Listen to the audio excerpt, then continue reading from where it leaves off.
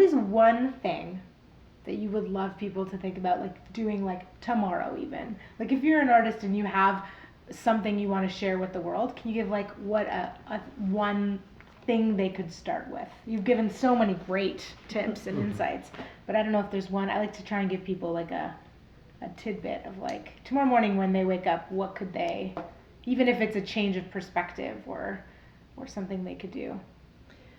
Well, go onto Reddit. I think this is, we've already talked about that, but go onto Reddit and spend a lot of time reading. But also, if that's not your bag, like go to meetup.com, see who's meeting up in and around, things that, where's your audience meeting up offline. Right. And I know it's sometimes horrific. I know I don't like going to networking events, but just go, and don't go with trying to sell anything. Yeah. Right. Just like ask people why they're there, what they're interested in, what they got out of the event, that sort of thing. You just start to like listen in person. Cool. Love that. I'm always about like sort of don't wait until it's perfect. Just throw it out there and like create if you're creating content on YouTube and if you want to start on YouTube, like you have a nugget of an idea, throw it out there and start, expanding on it. Don't wait till it's perfect. And I'm a person that wants to create sometimes YouTube content, and I don't even listen to that. My barrier is production, but right. For so many out there that I've met over the years, that it's like for them, shooting out a video is nothing, and it's like, why don't you just talk about your process, or like just talk about what you're dealing with, or all that sort of stuff, so that you start getting that feedback and you start trying to figure that out. Like every single person, every single creator or that we've met over the years have just been people who just like threw stuff out there and just like got a couple 10 views, got 200 views, got 1,000 views, and it's like it wasn't overnight. It took them at least 2 years before they started feeling like, oh, this is something, right? And anybody to go online and expect to go viral within a month, 2 months, 3 months is absolutely nuts. Yeah, that's great advice. Thank you.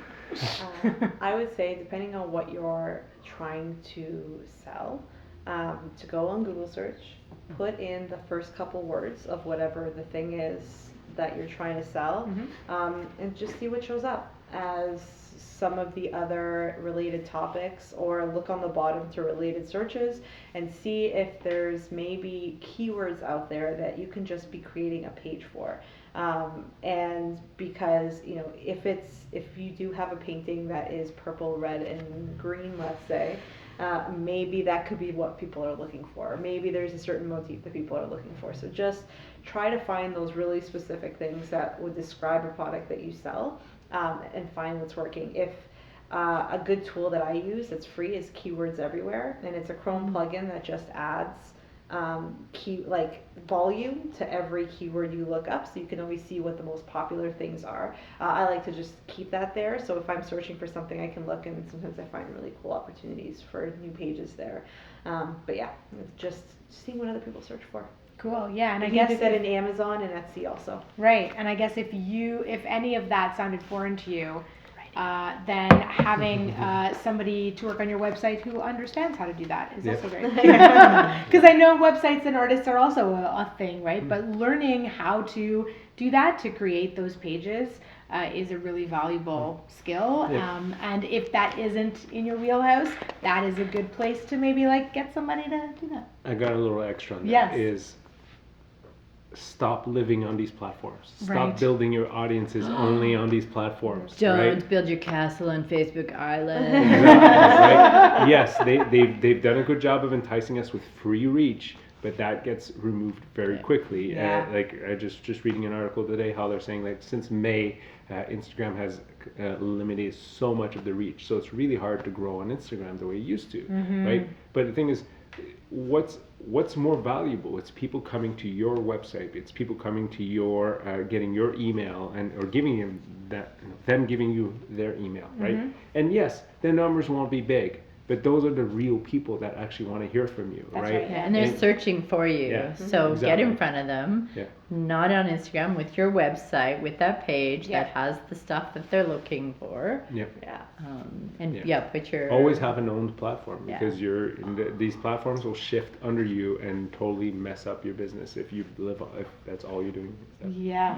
and That's- don't ta- pay or- influencers all that money. Yeah, and they'll also steal your ideas. Yeah. They'll take your Yeah. ideas from you. They'll the platforms will use you as their test bed and Right. build their own things based on your content. So you have to just give and take and just use them smartly. Yeah, that was a huge eye opener for me on the weekend that we did as well. Is the importance of your own Yeah. website, because I think in this era of social media being so huge and so prevalent, everyone started to sort of not focus as much as on their I own just need an website. Instagram. Yeah. Yeah, and Make it's, money on Etsy. Yeah. that's it. right. Yeah, but it's so important even just for people to have a place to find you, and for Yeah. you to then, if all of these platforms end up, either collapsing and or becoming, Well, totally They're constantly horrific. collapsing. I mean, when you look at like YouTube in January this year, they will close the door on underage kids content, non-COPPA compliant content. Right. So basically, all those nursery rhyme channels that are making millions of dollars from just doing nursery rhymes, they're going to start making $0. Wow. And these are businesses that built themselves off the platform and did not do anything beyond the platform. Right? You have an audience, build it. Great. You build an audience, get them somewhere else. Get an app, And put you it don't in. need 1 million. You need 1,000, 100, right? Enough that pays what you need, and then those 100, 1,000 that will sign up and will pay will become your advocates and grow you beyond it, right? So, yeah, it's really tough because the platforms do a good job of sort of enticing us to just keep doing it. Sure. Yay, Yeah, and it's it- so nice here. It goes back to what we started with, which is your best audience, your best customer is Yeah. the one who is Will going pay. to will Yeah. pay and will come to your site and Yeah. not And just tell all their friends. exactly right. Yeah. So Yeah. I like this full For- circle. Full Yeah. circle. Get impressions. Yes. Think, That's right. deep engagements. Yeah, this has been great. Thank you all so much. Thank you. Tiffany, Carlos, and Tara. Yeah, I think that was all great stuff. I learned stuff. I learned stuff again, and I've already And you were heard there. about all this, and I was Yeah. there. If you are interested in more, you can check all of these people out online. You can check all their Twitter accounts out, speaking of platforms, and check out Truly Inc. and check out Flojo. If you have other questions or you are interested in any of these workshops we're talking about or any of the things that we've covered, and you want to reach out to Matt on his Twitter, he will respond because he's very active on there, and he will give you strong opinions Yes. for what he thinks. Yes. I'm Melissa D'Agostino. It's been a real pleasure to be with you, and thank you. Thank you. Pleasure. Have a good night, everyone. Good night. Night.